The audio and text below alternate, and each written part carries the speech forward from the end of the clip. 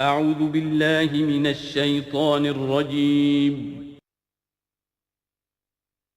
بسم اللہ الرحمن الرحیم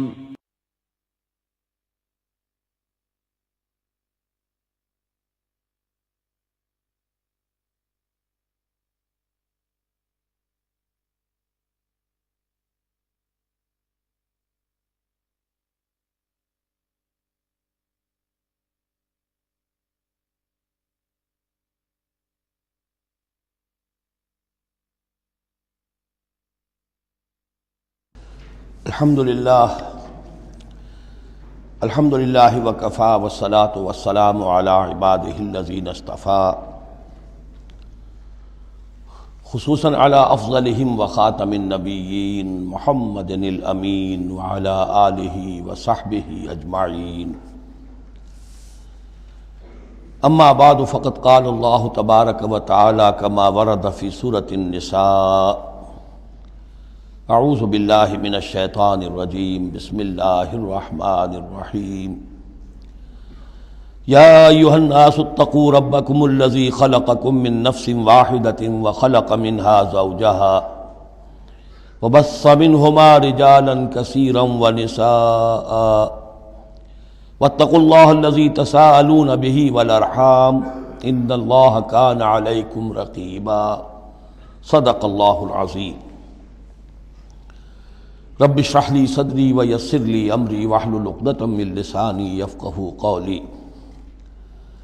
اللہم ربنا الہمنا رشدنا واعذنا من شرور انفسنا اللہم ارنا الحق حقا وارزقنا اتباعہ وارنا الباطل باطلا وارزقنا اجتنابہ اللہم وفقنا لما تحب وترضى اللہم آنس وحشتنا فی قبورنا وارحمنا بالقرآن العظیم اللہم اجعلہ لنا اماما ونورا وہدا ورحمہ اللہم ذکرنا منہ ما نسینا وعلمنا منہ ما جہلنا وارزقنا تلاوتہ آناء اللیل وآناء النہار واجعلہ لنا حجتا یا رب العالمین آمین۔ آج ہم اللہ کا نام لے کر سورہ نساء کا ترجمہ اور مختصر تشریح شروع کر رہے ہیں۔ جیسا کہ میں آپ کو بتا چکا ہوں کہ قرآن مجید میں مکی اور مدنی صورتوں کے جو گروپ ہیں ان میں سے پہلا گروپ 5 صورتوں پر مشتمل ہے۔ مکی صورت صرف سورہ فاتحہ ہے، حجم میں بہت چھوٹی، معنی میں، مفہوم میں، عظمت میں، فضیلت میں بہت بڑی۔ اس کے بعد 4 صورتیں جو ہیں وہ مدنی ہیں، بقرہ، نساء، آل عمران اور مائدہ۔ اور یہ جو 4 صورتیں ہیں یہ دو صورتوں کے 2 جوڑوں کی شکل میں ہیں۔ سورۃ البقرہ، سورۃ آل عمران، یہ الزہراوین، خود حضور نے ان کو ایک نام دیا مشترک، اور ان میں جو مناسبتیں ہیں، مشابہت ہیں، وہ تفصیل کے ساتھ ہمارے ترجمے کے دوران سامنے آتے رہی ہیں۔ نسبت زوجیت کس اعتبار سے ہے، ایک دوسرے کی تکمیل کس پہلو سے کرتی ہیں، یہ بات بھی سامنے آئی۔ اب جو 2 صورتیں ہیں یہ سورۃ النساء اور سورۃ المائدہ، یہ جوڑے کی شکل میں ہیں۔ ان میں ایک تو بڑا کنٹراسٹ نظر یہ آئے گا کہ سابقہ 2 صورتوں میں پہلے حروف مقطعات اور دونوں میں پھر قرآن مجید اور کتب سماویہ کی عظمت کا بیان، جبکہ ان دونوں صورتوں میں کوئی تمہیدی اس طرح کی گفتگو نہیں ہے، براہ راست خطاب ہو رہا ہے۔ البتہ یہ فرق ہے وہ نسبت زوجیت کے اعتبار سے کہ سورہ نساء میں خطاب ہے یا ایھا الناس، اے لوگو، خطاب عام ہے، اور سورۃ المائدہ کا آغاز ہوتا ہے یا ایھا الذین آمنوا، وہاں خاص ہے، انسانوں میں سے جو لوگ ایمان کے دعوے دار ہوں۔ باقی جس طرح سورہ بقرہ اور سورہ آل عمران نصفین میں منقسم ہیں، اس طرح کا معاملہ ان دونوں صورتوں کا نہیں ہے۔ اپنے اسلوب کے اعتبار سے یہ دونوں صورتیں سورہ بقرہ کے نصف ثانی کے مشابہ ہیں، یعنی چند مضامین کی لڑیاں چل رہی ہیں لیکن آپس میں اس طرح بٹی ہوئی ہیں، گتھی ہوئی ہیں رسی کی طرح، کہ وہ نظر آئیں گی کٹواں، ایک لڑی لال ہے، ایک پیلی ہے، ایک ہری ہے، ایک نیلی ہے، لیکن جب آپ ان کو بٹ دیتے ہیں تو ایک طرف سے دیکھیں گے تو وہ کٹا پٹا رنگ نظر آئے گا، مسلسل لال نہیں نظر آئے گا، مسلسل پیلا، نہ نیلا نہ ہرا۔ کھول دیں گے تو معلوم ہوگا کہ وہ تو واقعتاً ایک علیحدہ لڑی ہے، ایک نیلی ہے، ایک پیلی ہے۔ تو وہاں تو میں نے سورہ بقرہ میں آپ کو بتایا تھا کہ 4 ڈوریاں ہیں، 2 کا تعلق شریعت سے، شریعت میں 2 لڑیاں ہوئیں، ایک عبادات اور ایک معاملات۔ 2 کا تعلق ہے جہاد فی سبیل اللہ سے، ایک جہاد بالمال یعنی انفاق فی سبیل اللہ، اور ایک جہاد بالنفس کی آخری شکل یعنی قتال فی سبیل اللہ۔ یہ چاروں کا تانا بانا سورہ بقرہ کے نصف ثانی میں تھا۔ یہاں سورہ نساء میں بھی آپ دیکھیں گے کہ 3 لڑیاں ہیں یہاں، اور وہ اسی طرح آپس میں گتھی ہوئی ہیں، نظر آئیں گی کٹواں، لیکن اگر آپ ان سب کو علیحدہ علیحدہ کر لیں تو وہ اپنی جگہ پر ایک علیحدہ مضمون بن جائے گا۔ لیکن یہاں پر جو خطاب ہے، ایک لڑی تو وہ ہے کہ جس میں خطاب ہے اہل ایمان سے، اور وہ اسی طریقے سے جیسے سورہ بقرہ میں وہی 4 چیزیں اس میں آئیں گی، قتال، انفاق اور احکام شریعت، عبادات۔ لیکن دوسرا خطاب ہے اس میں اہل کتاب سے، اس میں یہ کہ نصارہ اور یہود دونوں گڈمڈ ہیں، ملے جلے ہیں۔ اب اہل کتاب کا معاملہ ہے، پہلی 2 صورتوں میں علیحدہ علیحدہ مسئلہ چل رہا تھا۔ تیسرے سب سے بڑا حصہ اس سورہ مبارکہ کا وہ ہے جو منافقین سے خطاب پر مشتمل ہے، لیکن وہ اکثر و بیشتر لوگ وہاں بات سمجھ نہیں پاتے، اس لیے کہ وہاں بھی خطاب ہوتا ہے یا ایھا الذین آمنوا سے۔ پورے قرآن میں کہیں یا ایھا الذین نافقوا نہیں آیا، یا ایھا الکافرون بھی ہے، یا ایھا الذین کفروا بھی ہے، یا ایھا الذین آمنوا بھی ہے، یا ایھا الذین نافقوا کہیں نہیں، اس لیے کہ منافق بھی قانوناً تو مسلمان ہی ہوتے تھے۔ تو اصل میں یہ بڑی گہری نظر کی ضرورت ہے کہ یہ پہچانا جائے کہ یہاں یا ایھا الذین آمنوا مومنین صادقین کی طرف روح سخن ہے یا منافقین کی طرف ہے۔ اگر یہ فرق نہ کیا جائے تو بڑی غلط فہمی ہو جاتی ہے بعض مقامات پر، مثلا سورہ توبہ کے بعض مقامات ہیں، یا ایھا الذین آمنوا ما لکم اذا قیل لکم انفروا فی سبیل اللہ اثاقلتم الی الارض۔ اہل ایمان تمہیں کیا ہو گیا جب تمہیں کہا جاتا ہے اللہ کی راہ میں نکلو تو تم بوجھل ہو جاتے ہو، زمین میں دھنسے جاتے ہو۔ تو اس سے ایک عام سوء ظن پیدا ہو سکتا ہے کہ شاید یہ عام مسلمانوں کا مسئلہ تھا، یہ عام مسلمانوں کا مسئلہ نہیں تھا، یہ منافقین کا مسئلہ تھا۔ روح سخن وہاں منافقین کی طرف ہے، مومنین صادقین تو ہر وقت اس کے لیے آمادہ رہتے تھے کھلے دل کے ساتھ، کہ واپس نہیں پھیرا کوئی فرمان جنوں کا، تنہا نہیں لوٹی کبھی آواز جرس کی، وہ تو تیار ہر وقت۔ تو اصل میں یہ دیکھنا ہوتا ہے کہ کس آیت میں رخ کس کی طرف ہے۔ اس اعتبار سے یہ سورہ مبارک کا اہم ترین ہے، لیکن سورہ بقرہ میں تو پورے میں لفظ نفاق آیا ہی نہیں۔ یہ حکمت خداوندی ہے کہ اس مرض کو پہلے چھپا کے رکھا ہے، کہ علامات تو بیان کر دی کہ یہ بیماری ہے، تاکہ جو بھی متنبہ ہو جائے وہ اپنے علاج کی طرف متوجہ ہو جائے۔ لیکن یہ کہ جو لوگ نہیں متوجہ ہوئے، معلوم ہوا کہ اب ان کو تھوڑا سا نمایاں کرنا ضروری ہے، بات عریاں کر کے کرنی پڑے گی۔ تو سورہ آل عمران میں 1-2 جگہ نفاق کا لفظ آ گیا، لیکن یہاں اب جو سب سے بڑا مضمون ہے سورہ بقرہ میں وہ منافقین کا ہے۔ یوں سمجھیے کہ 176 جو اس کی آیات ہیں، اس میں سے 55 آیتیں ہیں کہ جن کا جو میرا تجزیہ ہے روح سخن ہے مومنین صادقین کی طرف، صرف 37 آیات ہیں کہ جن میں خطاب ہے اہل کتاب سے، یہود اور نصارہ سے مشترک طور پر، اور 84 آیات ہیں جن میں خطاب منافقین سے۔ لیکن وہی بات جو میں نے عرض کی کہ جہاں بھی ان سے بات ہوگی یا ایھا الذین آمنوا کے حوالے سے ہوگی، اس لیے کہ ایمان کے دعوے دار تو وہ بھی تھے۔ منافق تو وہی ہوتا ہے کہ جو دعویٰ کرتا ہے ایمان کا، چاہے وہ شعوری طور پر منافق ہو چاہے غیر شعوری طور پر منافق ہو، لیکن یہ کہ دعویٰ ایمان تو اس میں موجود ہوگا۔ سورہ نساء اور سورہ مائدہ کے مابین ایک فرق نوٹ کر لیجئے۔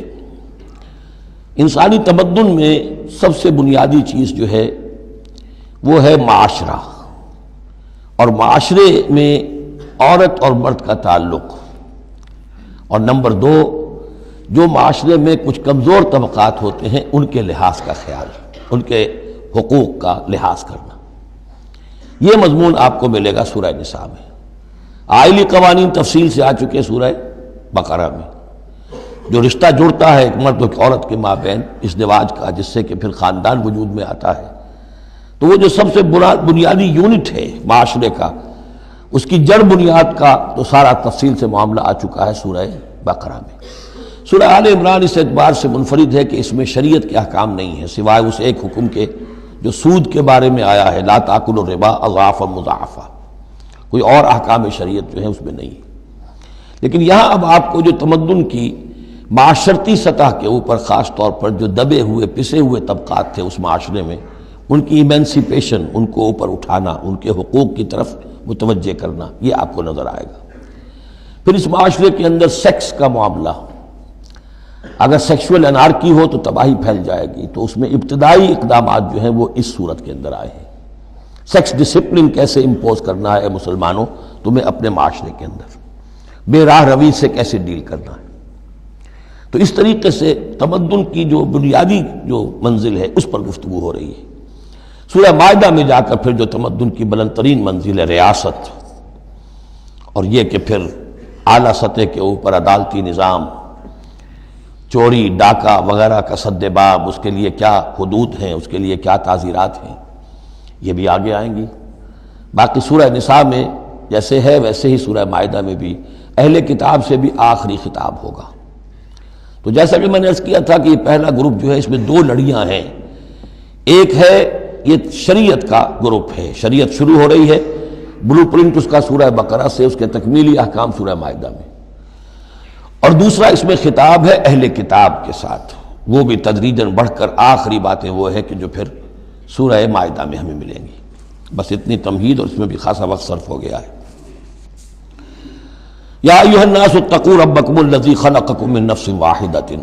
اب دیکھیے معاشرتی مسائل کے ضمن میں گفتگو ہے تو ایسی بنیادی بات سے شروع کی ہے، اے لوگو اپنے اس رب کا تقوی اختیار کر لو جس نے تمہیں ایک جان سے بنایا، وخلق منہا زوجہا، اور اسی سے اس کا جوڑا بنایا۔ یہاں یہ نوٹ کرنے والی بات ہے کہ یہاں حضرت آدم کا لفظ نہیں ہے کہ آدم سے ان کا جوڑا بنایا، بلکہ نفس سے بنایا۔ اس میں وہ بات پوری طریقے سے ایکوموڈیٹ ہو سکتی ہے کہ یہاں مراد کیا ہے، نوع ایک ہے، جنسیں دو ہیں، بکرا بکری نوع ایک ہے، جنس دو ہیں، ایک ہی نوع سے، اسی نوع سے تمہارا جوڑا بنایا۔ ہیومن بینگز ہومو سیپینس نوع ایک ہے، سپیشیز ایک ہے، لیکن اس کے اندر ہی سے وہ سیکشول ڈفرینسیشن جو ہوئی ہے اس کے حوالے سے جوڑا بنا ہے۔ یا ایھا الناس اتقوا ربکم الذی خلقکم من نفس واحدۃ وخلق منها زوجہا وبث منہما، اب یہاں پر مراد ہیں وہی آدم اور حوا، ان دونوں سے پھیلا دیے زمین میں کثیر تعداد میں مرد اور عورت، رجالا کثیرا ونساء۔ یعنی اس تمدن انسانی کو اگر آپ ٹریس کریں گے، پیچھے لے جائیں گے، تو اس کی ایک کامن ایک اس کی بگننگ ہے، ایک انسانی جوڑا آدم اور حوا۔ اس رشتے میں پوری نوع انسانی جو ہے رشتہ اخوت میں منسلک ہو جاتی ہے اس لیول پر جا کر۔ ایک ہے سگے بہن بھائی، ایک ہے دادا دادی پر جا کر کزنز مل جائیں گے، پردادا پردادی پر جا کر اور ایک لمبا حلقہ ہو جائے گا، چلتے جائیے تو آدم و حوا کی نسل جو ہے وہ جا کر آخر بالآخر ایک پیرنٹس ہیں، ایک کپل ہے، آدم اور حوا۔ واتقوا اللہ الذی تساءلون بہ والارحام، اور اس دیکھیے ایک ہی آیت میں دوسری مرتبہ پھر تقوی کا حکم، اور تقوی اختیار کرو اس اللہ کا جس کا تم ایک دوسرے کو واسطہ دیتے ہو۔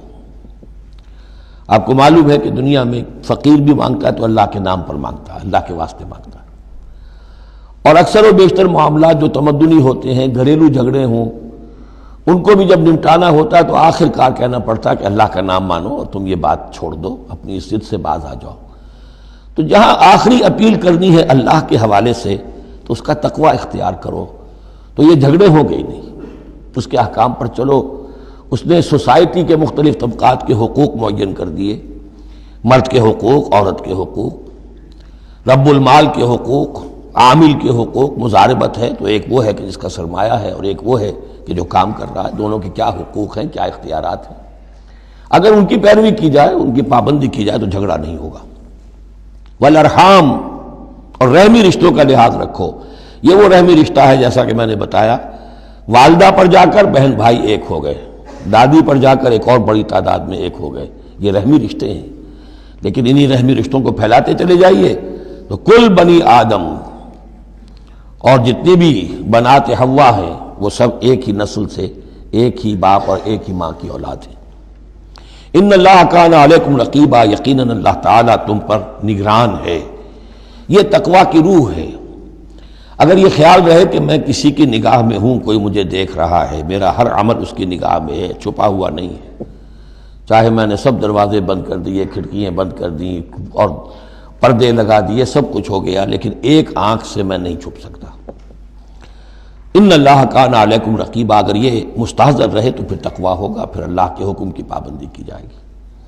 اب دیکھیے یہ حکمت نبوت ہے صلی اللہ علیہ وسلم، اس آیت کو حضور نے خطبہ نکاح میں شامل کیا، کیونکہ نکاح کا موقع کیا ہوتا ہے کہ ایک مرد ایک عورت کے درمیان پھر وہی رشتہ ازدواج قائم ہو رہا ہے، آدم کا ایک بیٹا، حوا کی ایک بیٹی، پھر اسی رشتے میں منسلک ہو رہے ہیں جس میں کہ آدم اور حوا تھے، جس طرح ان سے نسل پھیلی ہے اب ان سے آگے نسل بڑھے گی۔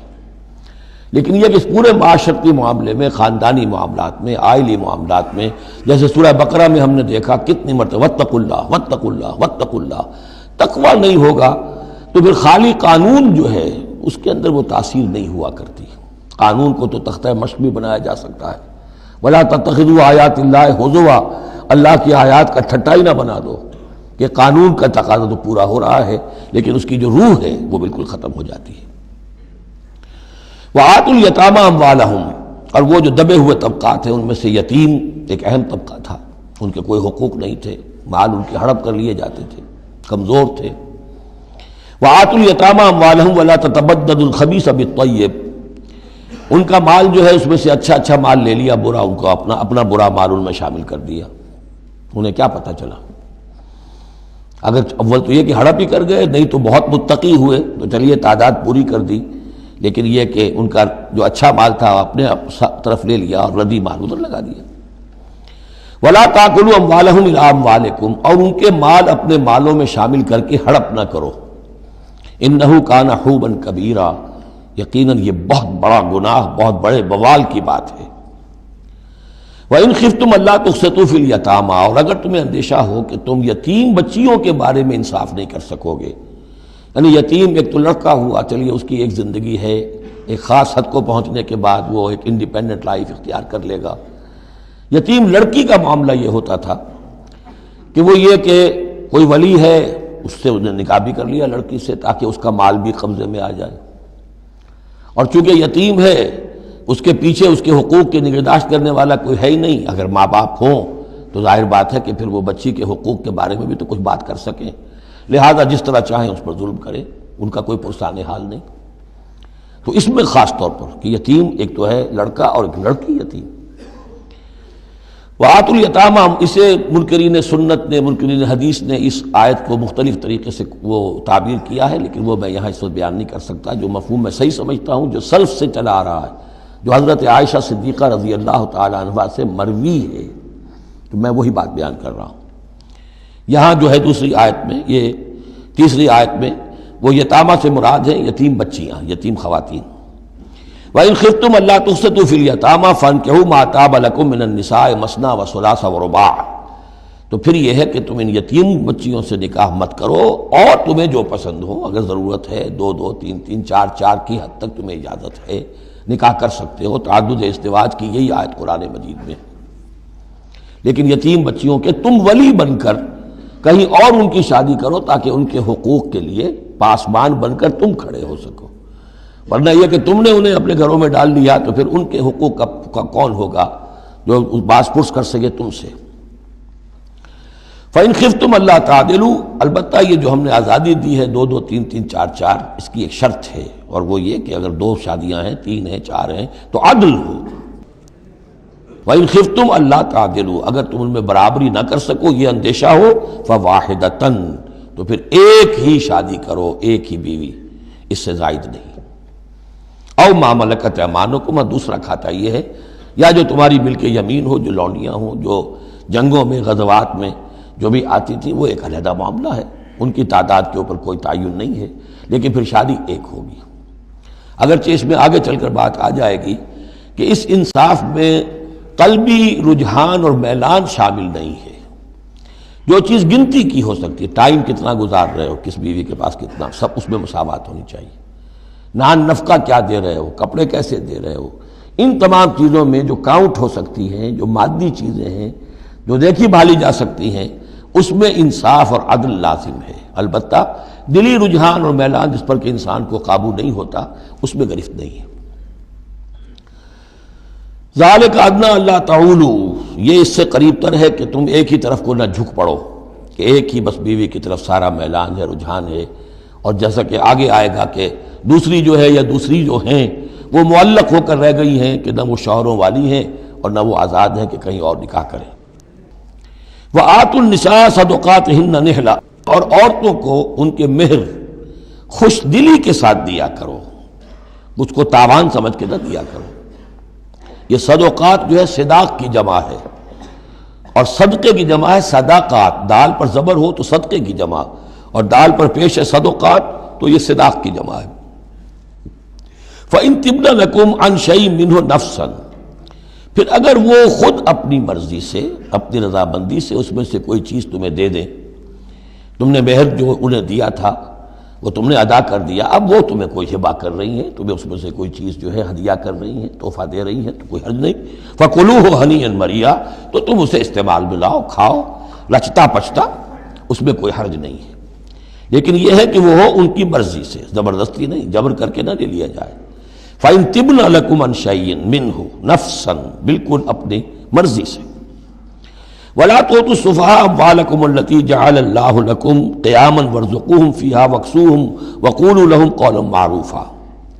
اب ایک معاشرے میں طبقہ ایسا بھی ہوتا ہے سفہاء، بچہ ہے ابھی اس کو سمجھ نہیں ہے، یا آوارہ ہو گیا ہے، باپ مال بہت چھوڑ گیا ہے، اب وہ مال اڑا رہا ہے، تو یہاں پہ تصور دیا گیا کہ اس میں معاشرتی سطح پر روک تھام ہونی چاہیے۔ یہ نہیں کہ میرا مال ہے میں جیسے خرچ کروں۔ تو اموالکم کہا گیا، یہ اصل میں ایک معاشرے کی ایک مشترک سی چیز ہے، مشترک بہبود کے لیے ہے، چاہے انفرادی ملکیت ہے لیکن پھر بھی اس معاشرے کی اس کے اندر مشترک بہبود ہونی چاہیے۔ مت پکڑا دو ناسمجھوں کو یا بے وقوفوں کے اپنے مال، جن کو اللہ تعالیٰ نے تمہارے لیے دنیا کے گزران کا ذریعہ بنایا ہے۔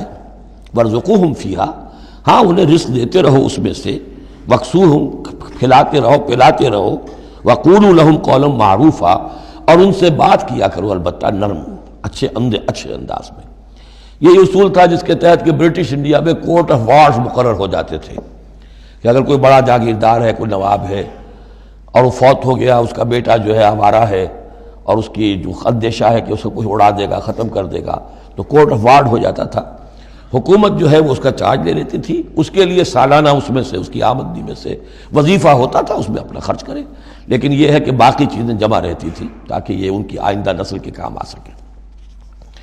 وَابْتَلُوا الْيَتَامَىٰ حَتَّىٰ إِذَا بَلَغُوا النِّكَاحَ، اور یتیموں کی دیکھ بھال کرتے رہو، جانچ پرکھ کرتے رہو، دیکھتے رہو کہ ان کے اندر کبھی شعور پیدا ہو گیا یا نہیں۔ فَإِنْ آنَسْتُم مِّنْهُمْ رُشْدًا، تو جب تم دیکھو ان میں کہ اب یہ باشعور ہو گئے ہیں، سمجھدار ہو گئے ہیں، فَادْفَعُوا إِلَيْهِمْ أَمْوَالَهُمْ، تو ان کے اموال ان کے حوالے کر دو۔ وَلَا تَأْكُلُوهَا إِسْرَافًا وَبِدَارًا أَن يَكْبَرُوا، اور دیکھو اس مال کو کھانے کی کوشش نہ کرو، ہڑپ نہ کرو جلدی سے، کہ ایسا نہ ہو کہ بچے جوان ہو جائیں تو یہ مال تو دے ہی دینا ہے میں نے، تو اس سے پہلے جتنا بھی اس کو میں کھا جاؤں کھا لوں۔ وَمَنْ كَانَ غَنِيًّا فَلْيَسْتَعْفِفْ، اگر کوئی جو ولی ہے یتیم کا وہ غنی ہے، اللہ نے اسے خود دے رکھا ہے، کشائش ہے اس کے پاس، تو پھر اسے یتیم کے مال میں سے کچھ بھی لینے کا حق نہیں ہے، پھر اسے یتیم کے مال سے بچتے رہنا چاہیے۔ وَمَنْ كَانَ فَقِيرًا، اور اگر کوئی خود تنگ دست ہے، محتاج ہے، اب ظاہر بات ہے وہ یتیم کی کوئی نگہداشت بھی کر رہا ہے، اس کا کچھ وقت بھی اس پہ صرف ہو رہا ہے، تو فَلْيَأْكُلْ بِالْمَعْرُوفِ، تو معروف طریقے سے، بھلے انداز میں، جو کہ معقول انداز ہو، اس میں سے اگر وہ یتیم کے مال میں سے کچھ کھا بھی لے تو کوئی حرج نہیں ہے۔ اسلام کی تعلیم بڑی فطری ہے، اس کے اندر وہ بندشیں نہیں ہیں کہ جو ان نیچرل ہوں، جن پر عمل کرنا ناممکن ہو جائے۔ فَإِذَا دَفَعْتُمْ إِلَيْهِمْ أَمْوَالَهُمْ، اور جب تم ان کے مال ان کے حوالے کر دو، فَأَشْهِدُوا عَلَيْهِمْ، تو گواہ بنا لو کہ یہ چیزیں تھیں جو آج کی تاریخ میں میری تحویل میں تھی، آج تک میں نے ان کے حوالے کر دی۔ وَكَفَى بِاللَّهِ حَسِيبًا، باقی اللہ تعالیٰ کافی ہے حساب لینے کے لیے. یہ دنیا کا معاملہ ہے، اس کے لیے لکھت پڑھت شہادت، باقی اصل حساب تو تمہیں اللہ کے ہاں جا کے دینا ہے. لِلرِّجَالِ نَصِيبٌ مِّمَّا تَرَكَ الْوَالِدَانِ وَالْأَقْرَبُونَ، مردوں کے لیے بھی حصہ ہے اس میں سے کہ جو ترکہ چھوڑا ہو، جو وراثت چھوڑی ہو والدین نے اور رشتہ داروں نے. وَلِلنِّسَاءِ نَصِيبٌ مِّمَّا تَرَكَ الْوَالِدَانِ وَالْأَقْرَبُونَ، اور عورتوں کا بھی حصہ ہے اس میں سے جو والدین کی وراثت ہے، جو انہوں نے ترک کیا ہے، ان کا ترکہ ہے، اور رشتہ داروں کا. یہاں پہلی مرتبہ اب عورت کو وراثت کا حق دیا جا رہا ہے، ورنہ عرب کے معاشرے میں عورت کا کوئی حق وراثت نہیں تھا. یہاں پہ فرمایا گیا کہ مما قل منہ او کثر، چاہے وہ وراثت تھوڑی ہو چاہے زیادہ ہو، قانون جو ہے اللہ کا اس کو اس کے اوپر پورے طور سے نافذ ہونا چاہیے. نصیبا مفروضہ، اور یہ حصہ ہے اللہ کی طرف سے فرض کیا گیا. اب میں آپ کو نوٹ کراؤں گا کتنی مرتبہ یہ تاکید ہو رہی ہے اس قانون وراثت کی، اور آپ اگر ساتھ ہی دیکھتے رہیں کہ کتنی دھجیاں اس کی بکھرتی ہیں ہمارے معاشرے کے اندر، کوئی اس کا لحاظ نہیں. اور بڑا جو ہمارا خاص طور پر ایک علاقہ ہے کہ جہاں ویسے نماز روزہ بہت ہوتا ہے، وہ بیٹیوں کو کوئی وراثت میں کوئی حصہ دینے کے لیے وہ کسی صورت تیار نہیں ہوتے. شریعت کے کچھ چیزیں جو ہیں وہ بہت اہم ہیں، اور شریعت کی یہ چیزیں جو ہیں کس قدر تاکید کے ساتھ آ رہی ہیں، یہ کہتے ہیں یہ رواج کے تحت ہوگا.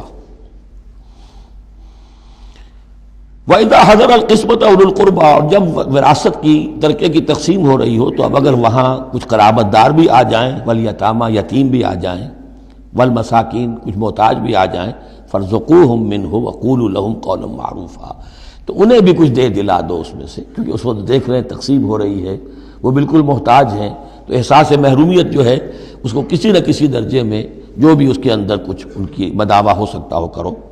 وَقُولُوا لَهُمْ قَوْلًا مَعْرُوفًا، ان سے بات کرو تو بڑے اچھے انداز میں، جھڑکو نہیں کہ یہ ہماری وراثت تقسیم ہو رہی، تم کون آ گئے یہاں پہ. وَلْيَخْشَ الَّذِينَ لَوْ تَرَكُوا مِنْ خَلْفِهِمْ، ڈرتے رہنا چاہیے ان لوگوں کو کہ اگر انہوں نے بھی چھوڑے ہوتے اپنے پیچھے ذُرِّيَّةً ضِعَافًا، چھوٹے بچے، اپنی نسل چھوڑ کر اگر وہ گئے ہوتے اور یتیم بچے ہوتے ان کے، خافوا علیہم، تو کیسے کیسے اندیشے ہونے ہوتے اپنے ان بچوں کے بارے میں. فلیتقوا اللہ، تو انہیں چاہیے کہ اللہ کا تقوی اختیار کریں کہ یہ یتیم جو اس وقت آ گئے یہ بھی کسی کے بچے ہیں، کوئی ان کا بھی باپ تھا، ان کے سر پر ہاتھ رکھو. ولیقولوا قولا سدیدا، اور بڑی صاف اور ستھری اور صحیح اور حق پر مبنی بات کرو. ان الذین یاکلون اموال الیتامی ظلما، یقیناً وہ لوگ کہ جو یتیموں کا مال ہڑپ کرتے ہیں ناحق، انما یاکلون فی بطونہم نارا، وہ اپنے پیٹوں میں بھر رہے ہیں آگ، وسیصلون سعیرا، اندر کی آگ تو اپنے پیٹوں میں ڈال رہے ہیں اور سموچے وہ خود آگ میں ڈال دیے جائیں گے. تو گویا کہ ایک آگ ان کے اندر ہوگی اور ایک جہنم کی آگ ان کے باہر ہوگی. یہ 10 آیتیں بڑی جامع ہیں، اور جس طریقے سے کہ سوسائٹی کے جو پسماندہ طبقات تھے ایک ایک کا خیال کر کے جس باریک بینی سے حکمت کے ساتھ احکام دیے جا رہے ہیں. اب اس کے بعد جو رکوع ہے یہ بڑا مختصر ہے، آیتیں 4 ہیں لیکن ایک قیامت مضمر ہے ان میں، یہ اعجاز ہے. 4 آیتوں کے اندر اسلام کا پورا قانون وراثت جس پہ پوری جلدیں لکھی گئی، جامعیت کی انتہا ہے. یوصیکم اللہ فی اولادکم، اللہ تعالیٰ تمہیں وصیت کرتا ہے تمہاری اولاد کے بارے میں.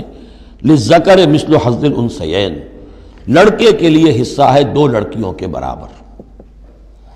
فإن كن نساء فوق اثنتین فلہن ثلث ما ترک، اور اگر صرف بیٹیاں ہی بیٹیاں ہوں اور 2 یا 2 سے زائد ہوں تو ان کو 2/3 میں حصہ ملے گا.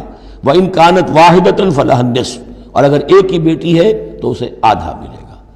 ظاہر بات ہے بیٹا ایک ہی وارث ہوگا تو پورے کا وارث ہو جائے گا، تو جب بیٹی کا حصہ بیٹے سے آدھا ہے تو اگر ایک ہی بیٹی ہے تو اسے آدھی وراثت ملے گی، آدھی پھر اور لوگوں کو جائے گی، وہ ایک الگ حصہ ہے، معاملہ ہے. وَلِأَبَوَيْهِ لِكُلِّ وَاحِدٍ مِّنْهُمَا السُّدُسُ مِمَّا تَرَكَ إِن كَانَ لَهُ وَلَدٌ. اب یہ وراثت میں ایک تو ہے نیچے وراثت بیٹا بیٹی، اور ایک ہے اوپر والد والدین، جب اب وہ بھی زندہ ہیں، فوت ہوا ہے کوئی شخص، اس کے والدین یا والد یا والدہ دونوں میں سے کوئی ایک زندہ ہے، ان کا بھی حصہ ہے. وَلِأَبْوَيْهِ لِكُلِّ وَاحِدٍ مِّنْهُمَا، اس کے والدین کے لیے ہر ایک کے لیے ان میں سے چھٹا حصہ ہے اس کے ترکے میں سے، مما ترک ان کان لہو ولد، اگر اس کے اولاد ہے. ایک شخص لاولد مر گیا ہے تو اور بات ہوگی، اولاد ہے تو چھٹا یعنی 1/3 حصہ والدین کو چلا گیا، 2/3 جو ہے اولاد میں تقسیم ہوگا.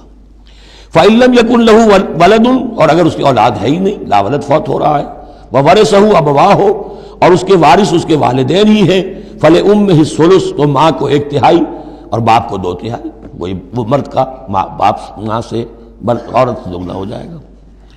فَإِن كَانَ لَهُ إِخْوَةٌ، اور اگر اس کے بہن بھائی ہو، فَلِأُمِّهِ السُّدُسُ مِن بَعْدِ وَصِيَّةٍ يُوصِي بِهَا أَوْ دَيْنٍ، تو پھر ماں کا حصہ جو ہے وہ پھر اور کم ہو جائے گا، چھٹا حصہ رہ جائے گا سلس کی بجائے، تاکہ باپ کی طرف سے تو پھر بھائیوں کو وراثت جا سکے گی اس کے، لیکن ساتھ فرما دیا من بعد وصیت یوصی بہا او دین، وراثت کی تقسیم سے پہلے 2 کام کر لینے ہوں گے کہ اگر کوئی وصیت کی ہے اس وصیت کو پورا کیا جائے، اگر کوئی دین ہے جو فوت ہوا ہے اس پر کوئی قرض ہے وہ ادا کیا جائے، پھر جو ہے وراثت ادا ہوگی۔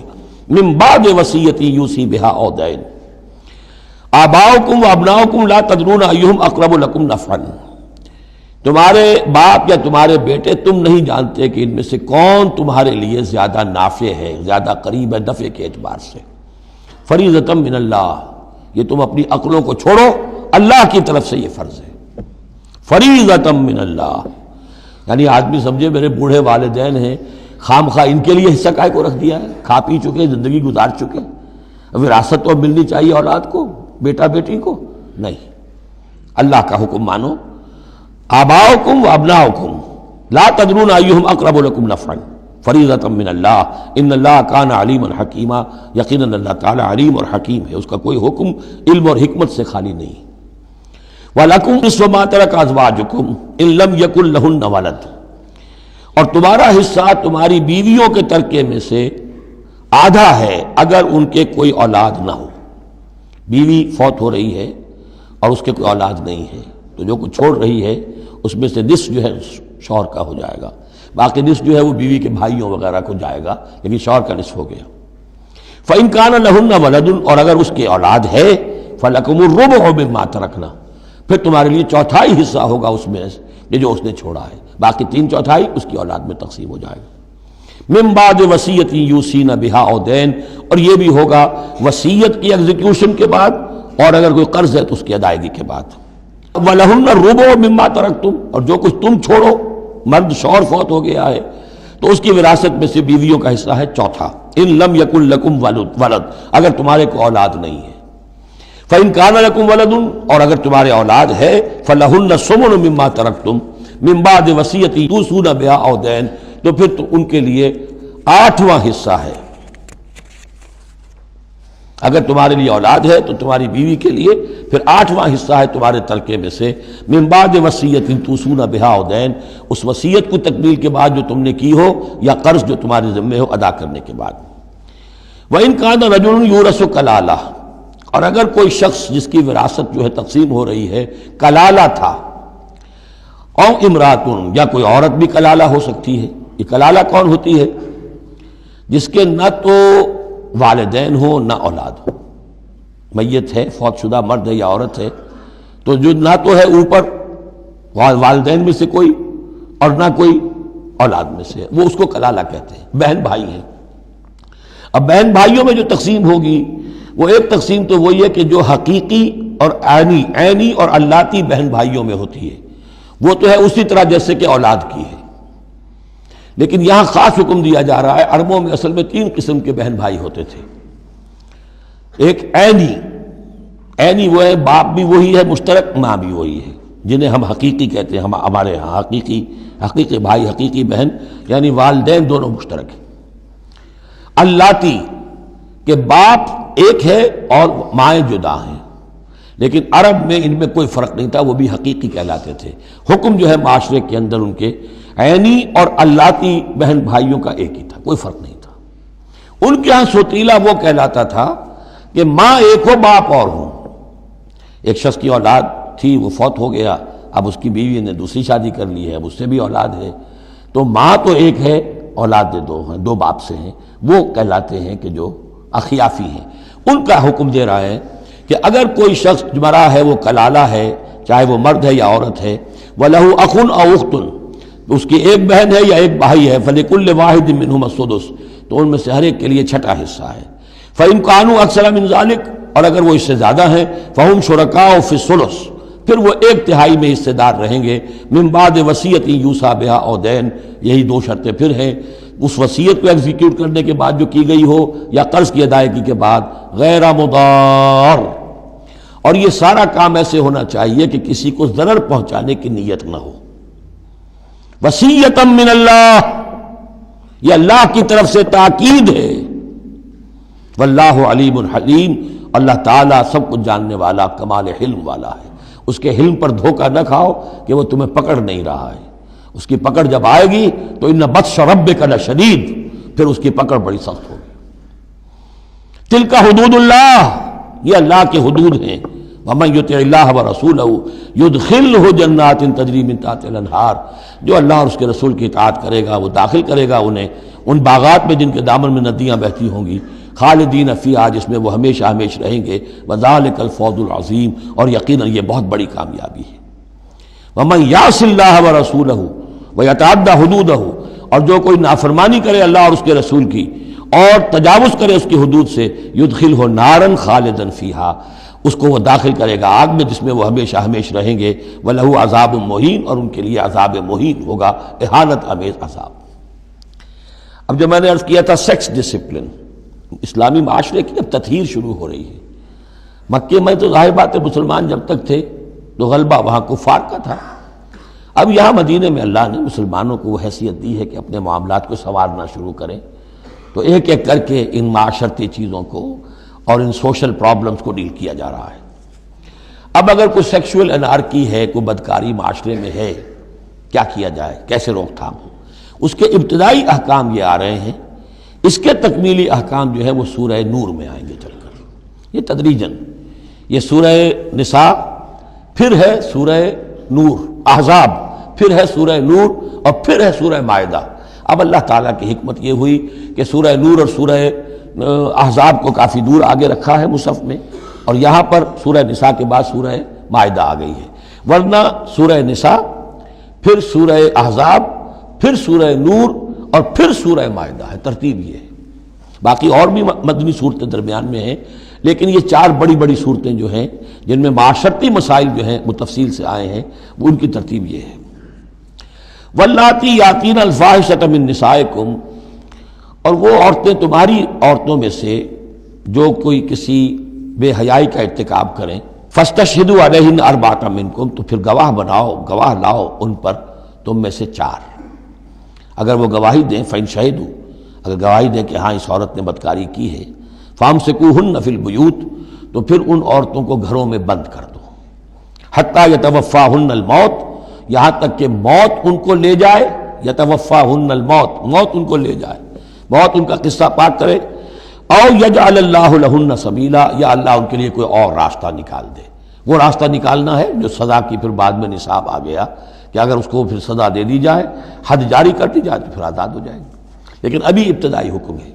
یہاں معلوم ہوتا ہے کہ یہ ایسی لڑکیوں کا یا عورتوں کا تذکرہ ہے کہ جو مسلمانوں میں سے تھیں لیکن ان کا بدکاری کا معاملہ کسی یہودی سے ہو گیا ہو یا کسی ایسے شخص سے ہو گیا ہو جو ابھی مسلمان نہیں ہے، تو یہ ان کا یک طرفہ کہ ہے وہ کوئی مسلمان لڑکی یا خاتون جس کا معاملہ ہے، لیکن دوسرا جو پہلو ہے، دوسرا جو اس عمل کا جو شریک ہے وہ غیر مسلم ہے۔ واللذان یاتیانہا منکم، اور اگر وہ دونوں تمہیں میں سے ہو، مرد بھی اور عورت بھی، فآذوہما، تو ان دونوں کو پھر اذیت دو، تکلیف دو، انہیں سزا دو۔ فإن تابا واصلحا، پھر اگر وہ توبہ کر لیں اور اصلاح کر لیں، فاعرضوا عنہما، تو ان کو چھوڑ دو۔ ان اللہ کان توابا رحیما، یقیناً اللہ تعالیٰ بہت توبہ کا قبول فرمانے والا اور رحیم ہے۔ یہ بالکل ابتدائی احکام ہیں، اسی لیے ان کی وضاحت میں، تفسیروں میں آپ کو بہت سے اقوال مل جائیں گے، اس لیے کہ اصل میں تو یہ پھر آخر میں جا کر یہ سب منسوخ شمار ہوں گے جبکہ حدود آ گئی پوری کی پوری، جیسے کہ وصیت کا وہ حکم جو سورہ بقرہ میں آیا تھا وہ اب ساقط ہو گیا جبکہ قانون وراثت آ گیا۔ اب وہ آیت آئی ہے کہ جو بہت بڑی حکمت کی آیت ہے، جس کا حوالہ اس سے پہلے بھی میں نے کبھی دیا ہے، انما التوبۃ علی اللہ للذین یعملون السوء بجہالۃ، اللہ کے ذمے ہے توبہ قبول کرنا ایسے لوگوں کی جو کوئی برا حرکت کر بیٹھتے ہیں جہالت اور نادانی میں، ثم یتوبون من قریب، پھر فوراً توبہ کرتے ہیں۔ یعنی اگر ایمان اندر ہے تو کسی وقت ایسا تو ہو گیا کہ کوئی خارجی اثرات اتنے پوٹنٹ ہو گئے یا نفس کے اندر ہیجان ایسا ہو گیا کہ آدمی کنٹرول نہیں کر سکا، لیکن جیسے ہی اس کے بعد ہوش میں آئے گا اس پر شدید پچھتاوا، شدید ندامت طاری ہو جائے گی۔ تو اس کے لیے یہ کہ وہ توبہ کرے تو اللہ تعالیٰ اس کی توبہ قبول فرمائے گا۔ فَأُولَٰئِکَ يَتُوبُ اللَّهُ عَلَيْهِمْ، تو اللہ تعالیٰ ایسے لوگوں کی توبہ قبول فرمائے گا۔ وَكَانَ اللَّهُ عَلِيمًا حَكِيمًا، اللہ تعالیٰ علیم اور حکیم ہے۔ وَلَيْسَتِ التَّوْبَةُ لِلَّذِينَ يَعْمَلُونَ السَّيِّئَاتِ، ایسے لوگوں کا کوئی حق نہیں ہے توبہ کا کہ جو اپنی برائی حرکتیں کرتے رہیں، حرام خوریاں کرتے رہیں، زندگی بھر عیش لڑاتے رہیں۔ حتیٰ اذا حضر احدهم الموت قال انی تبت الآن، یہاں تک کہ جب موت کا وقت آ جائے تو کہیں کہ اب میں توبہ کرتا ہوں۔ یہ توبہ نہیں ہے۔ وَلَلَّذِينَ يَمُوتُونَ وَهُمْ كُفَّارٌ، اسی پر قیاس کر لیجیے جو مر بھی گئے کفر کی حالت میں، ان کی توبہ کا کوئی سوال ہی نہیں۔ اولئک اعتدنا لهم عذابا الیما، ایسے لوگوں کے لیے تو ہم نے دردناک عذاب تیار کر رکھا ہے۔ یا ایھا الذین آمنوا لا یحل لکم ان ترثوا النساء کرہا، اہل ایمان تمہارے لیے جائز نہیں ہے کہ تم عورتوں کو زبردستی وراثت میں لے لو۔ یہ بھی اس عورتوں کے طبقے پر جو شدید ظلم ہوتا تھا، کیونکہ پالیگیمی عام تھی، ایک شخص ہے فوت ہوا ہے، 4 ہیں 5 بیویاں ہیں، اب فرض کیجئے کہ جو بیٹا ہے بڑا جو وارث بن گیا ہے، اب باقی اس کی حقیقی ماں تو ایک ہی ہے، باقی سوتیلی مائیں وہ ان کو وراثت میں لے لیتا تھا کہ میرے قبضے میں رہیں گی یہ، بلکہ ان سے شادیاں بھی کر لیتے تھے، بغیر شادی اپنے گھروں میں ڈالے رکھتے تھے، یا پھر یہ کہ اختیار اپنے ہاتھ میں رکھ کر ان کی شادی کہیں کرتے تھے تو خود مہر لیتے تھے۔ اس طرح کے معاملات کرتے تھے، عورتوں کے ساتھ یہ ظلم ہوتے تھے۔ یا ایھا الذین آمنوا لا یحل لکم ان ترثوا النساء کرہا، اہل ایمان تمہارے لیے جائز نہیں ہے کہ تم عورتوں کے وارث بن بیٹھو زبردستی۔ ولا تعضلوهن لتذهبوا ببعض ما آتيتموهن، اور نہ تمہارے لیے یہ جائز ہے کہ تم ان کا راستہ روک کے رکھو انہیں، تاکہ تم واپس لے لو ان سے جو کچھ کہ تم نے انہیں دیا ہے۔ اب نکاح کیا تھا اس وقت تو بڑے چاؤ تھے اور لاڈ تھے اور کیا کیا دے دیا تھا، اور اب جو ہے اس سے وہ واپس ہتھیانے کے لیے طرح طرح کے ہتھ کنڈے استعمال ہو رہے ہیں، انہیں تنگ کیا جا رہا ہے، ٹارچر کیا جا رہا ہے، ذہنی طور پر تکلیف پہنچائی جا رہی ہے۔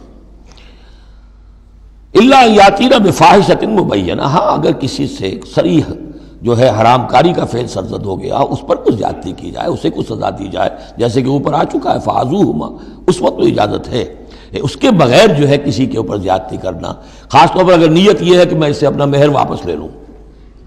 وعاشروہن بالمعروف، دیکھو عورتوں کے ساتھ معاشرت اختیار کرو، رہو سہو معروف طریقے پر، بھلے طریقے پر، اچھے طریقے پر، نیکی اور راستی کے ساتھ۔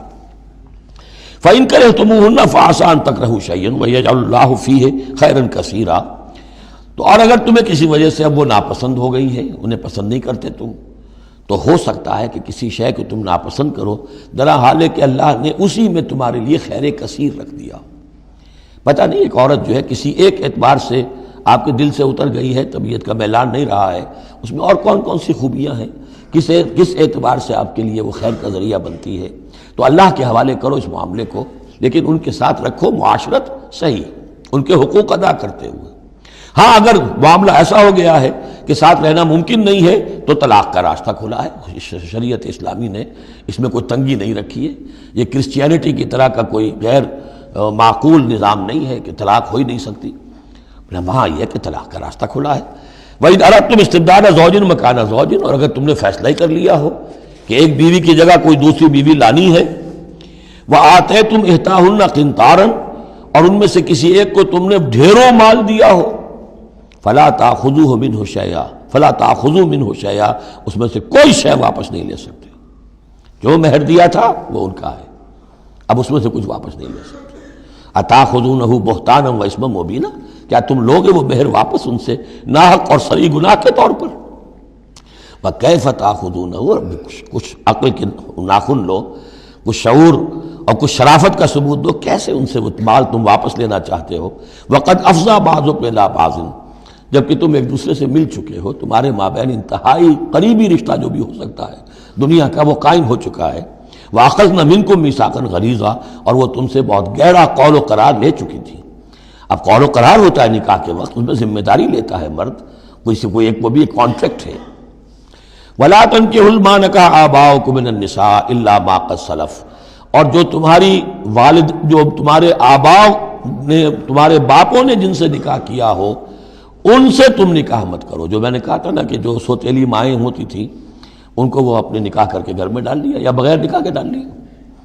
یہ نکاح وہاں بھی اس معاشرے میں بھی اس کو کہتے تھے نکاح مقت، بہت ہی برا نکاح ہے. فطرت انسانی تو اباح کرتی ہے لیکن رواج ان کا تھا. یہاں قرآن مجید نے آ کر اس کا جو ہے سختی کے ساتھ سد باب کیا. وَلَا تَنكِحُوا مَا نَكَحَ آبَاؤُكُمْ، جن عورتوں سے نکاح کیا ہو تمہارے باپوں نے ان سے نکاح نہ کرو. مِنَ النِّسَاءِ إِلَّا مَا قَدْ سَلَفَ، سوائے اس کے کہ جو ہو چکا. إِنَّهُ كَانَ فَاحِشَةً وَمَقْتًا، یقیناً یہ بڑی بے حیائی کی بات ہے اور اللہ تعالیٰ کے غضب کو بھڑکانے والی ہے.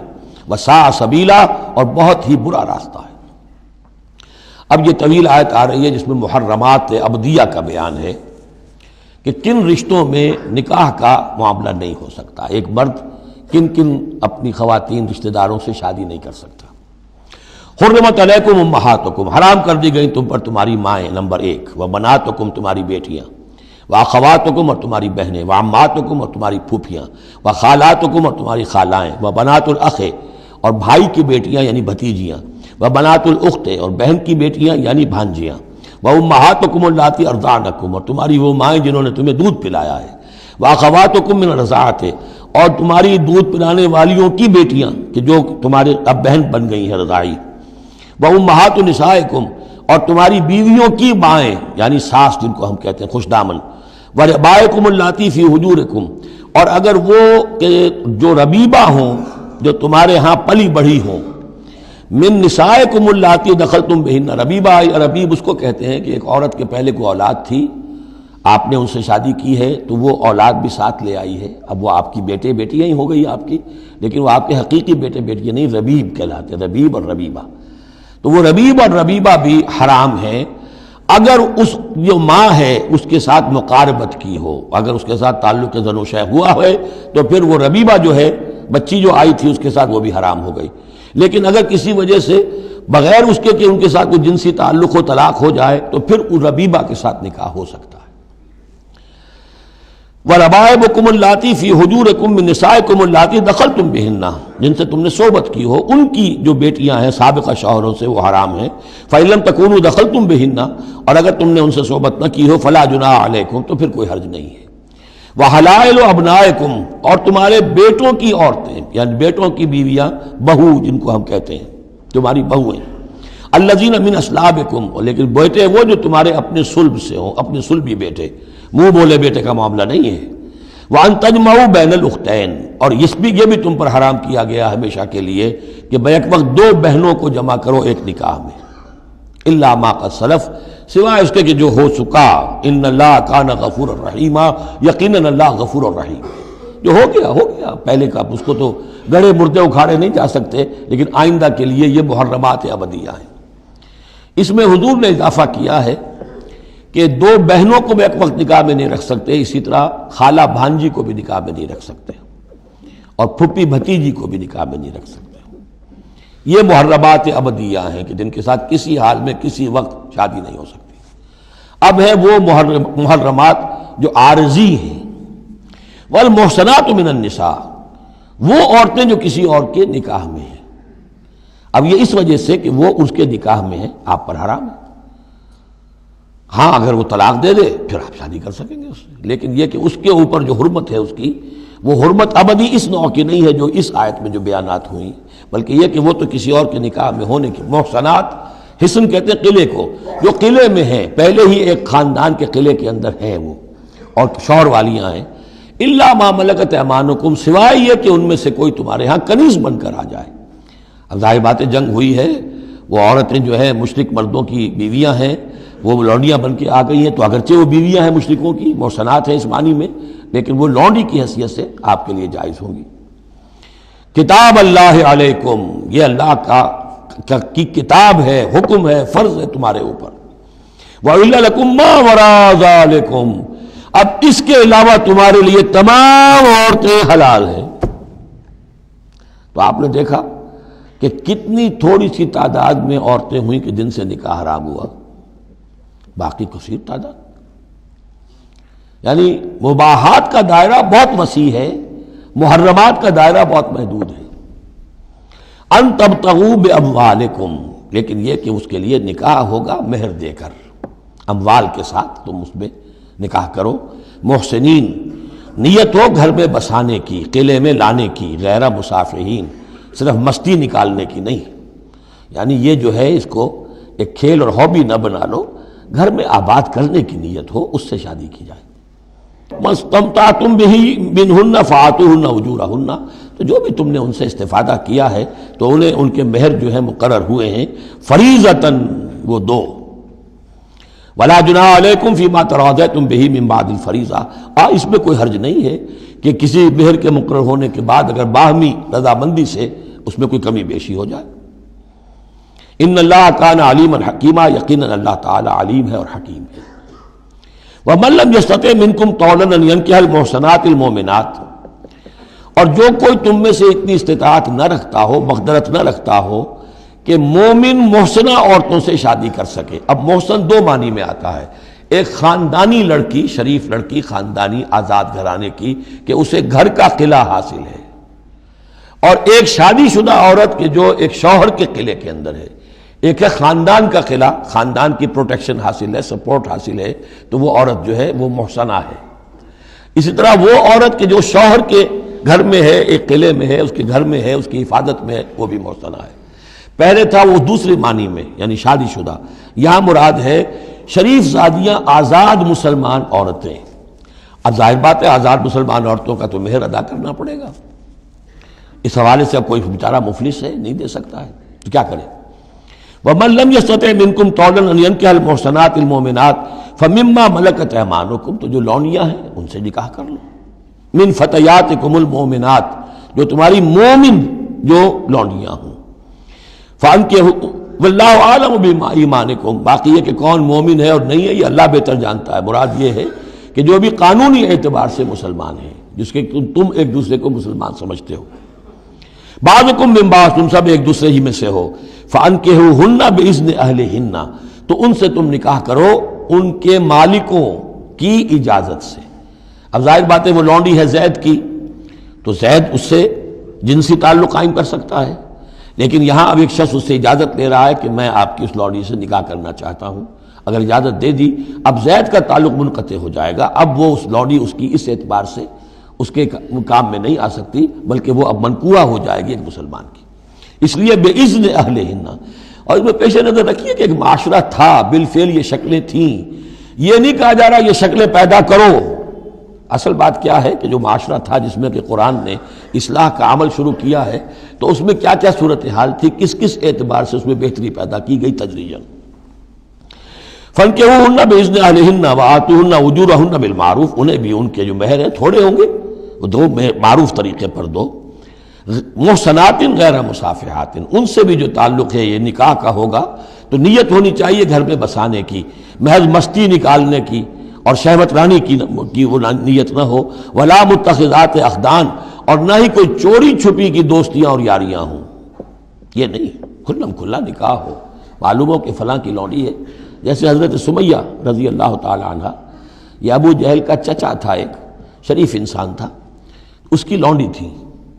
پھر جب یہ یاسر آئے ہیں یمن سے اور آباد ہوئے مکے میں، تو انہوں نے اس کے ابو جہل کے چچا سے اجازت لے کر اور ان کی لونڈی سمیہ سے شادی کی ہے۔ ان سے پھر حضرت عمار ہوئے، عمار ابن یاسر اور عمار کی والدہ سمیہ رضی اللہ تعالی عنہم، یہ تین کا ایک کنبہ تھا۔ وہ شریف آدمی مر گیا تو پھر ابو جہل جو ہے اس کو اختیار ہو گیا ان پر، اس نے پھر جو پرسیکیوٹ کیا ہے وہ آپ کو معلوم ہے۔ اس خاندان کو بدترین جو ایذائیں دی گئی ہیں وہ اس خاندان کو دی گئی۔ فَإِذَا أُحْصِنَّ، پھر جب وہ قید نکاح میں آ جائیں، فَإِنْ أَتَيْنَ بِفَاحِشَةٍ، پھر اگر وہ کوئی غلط کام کریں، اگر کوئی وہ جو ہے بے حیائی کا کام کریں، فَعَلَيْهِنَّ نِصْفُ مَا عَلَى الْمُحْصَنَاتِ، تو انہیں آدھی سزا دی جائے گی اس کی کہ جو شادی شدوں کو دی جائے گی۔ اب یہ جو ہے چونکہ ابتدائی احکامات ہیں، ابھی تک تو رجم کا حکم آیا ہی نہیں ہے، ابھی تک 100 کوڑوں کا حکم بھی نہیں آیا ہے، ابھی تو یہ تھا آزوہما، تو کوئی بھی انہوں نے اپنا طریقہ مقرر کر لیا ہے کہ اتنا کچھ ہم ماریں گے۔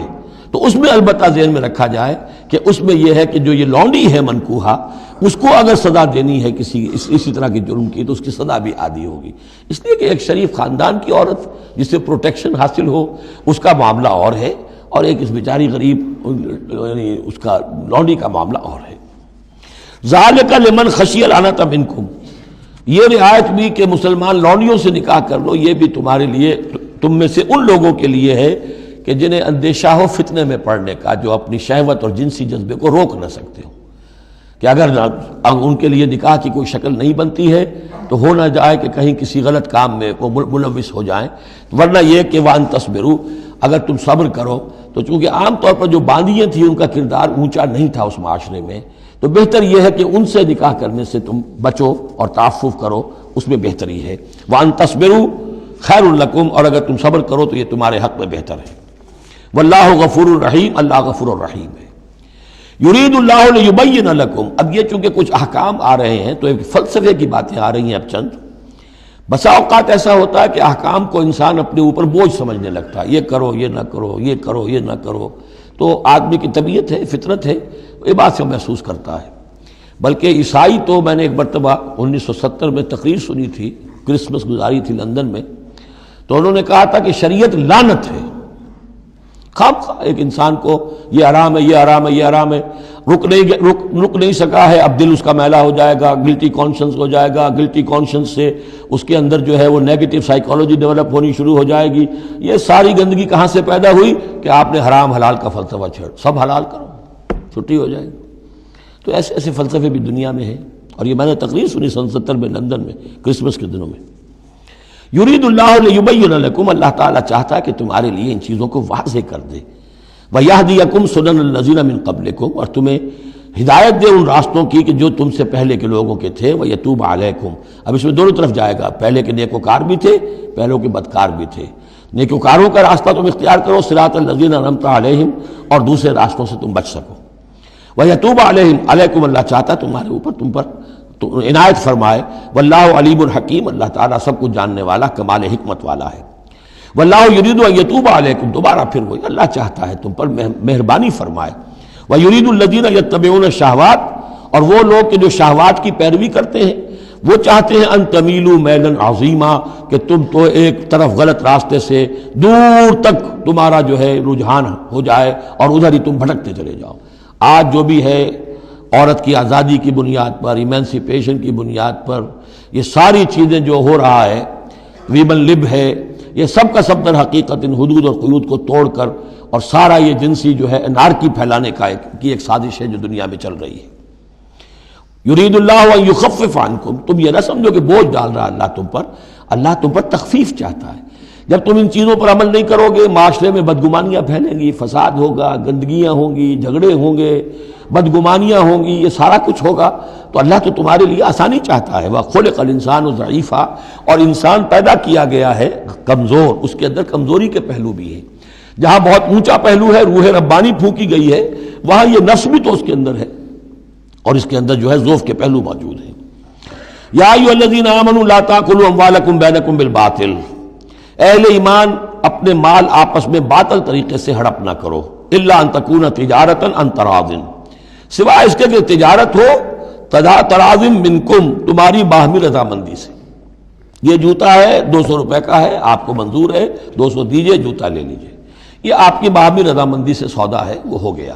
لیکن یہ کہ اس سیدھے سادے اور صحیح اور طریقے پر، ایک ظاہر بات ہے کچھ نہ کچھ تو آپ نے نفع اس میں سے کمایا ہے، آپ نے محنت کی ہے، کہیں سے لائے ہیں، سٹور کیا ہے، دکان کا کرایہ دیا ہے، لیکن اس کو وہ گرج نہیں کرے گا۔ لیکن جھوٹ بول رہے ہیں، خدا کی قسم کھا رہے ہیں کہ میں نے تو اتنے کا لیا، اب یہ ہو گیا، آپ نے اپنی ساری محنت بھی ضائع کی اور آپ نے حرام کما لیا۔ اور یا کوئی اور طریقے ہیں، مال ہڑپ کر رہے ہیں، دھوکہ دے رہے ہیں۔ یا ایھا الذین آمنوا لا تاکلوا اموالکم بینکم بالباطل الا ان تکون تجارتا عن تراض منکم ولا تقتلوا انفسکم، اور نہ اپنے آپ کو قتل کرو، یعنی ایک دوسرے کو قتل کرو۔ تمدن کی جڑ دو چیزوں پر ہے، احترام جان، احترام مال۔ میرے لیے آپ کا مال محترم ہے، آپ کی جان محترم ہے، میں اسے کوئی گدن نہ پہنچاؤں۔ آپ کے لیے میرا مال، میری جان، میرا جسم محترم ہے، اسے کوئی گدن نہ پہنچائے۔ اگر تو یہ جنٹل مین ایگریمنٹ ہمارا چلتا ہے، تب تو ہم ایک معاشرے میں رہ سکتے ہیں، ایک ملک میں رہ سکتے ہیں، اور اس میں اطمینان ہوگا، سکون ہوگا، چین ہوگا۔ اور جہاں یہ دونوں احترام ختم ہو گئے، جان کا نہ مال کا، تو ظاہر بات ہے کہ پھر وہاں سکون کہاں سے آئے گا، اطمینان کہاں سے آئے گا، چین کہاں سے آئے گا۔ ولا تقتلوا انفسکم ان اللہ کان بکم رحیما، یقیناً اللہ تعالی تم پر بہت ہی مہربان ہے. ومن یفعل ذلک عدوانا وظلما، اور جو کوئی بھی یہ کام کرے گا، دو کام، چوری اور دھوکہ اور قتل نفس، ظلماً اور عدواناً تعدی کے ساتھ، ظلم کے ساتھ، فسوف نصلیہ نارا، تو اسے تو ہم جھونک دیں گے آگ میں. وکان ذلک علی اللہ یسیرا، اور یہ چیز اللہ پر بہت آسان ہے. یہ نہ سمجھنا کہ کیا اللہ تعالیٰ تمام نوع انسانی کو جہنم میں جھونک دے گا، یہ اللہ کے لیے بہت آسان ہے. بارک اللہ لی ولکم فی القرآن العظیم ونفعنی وإیاکم بالآیات والذکر الحکیم.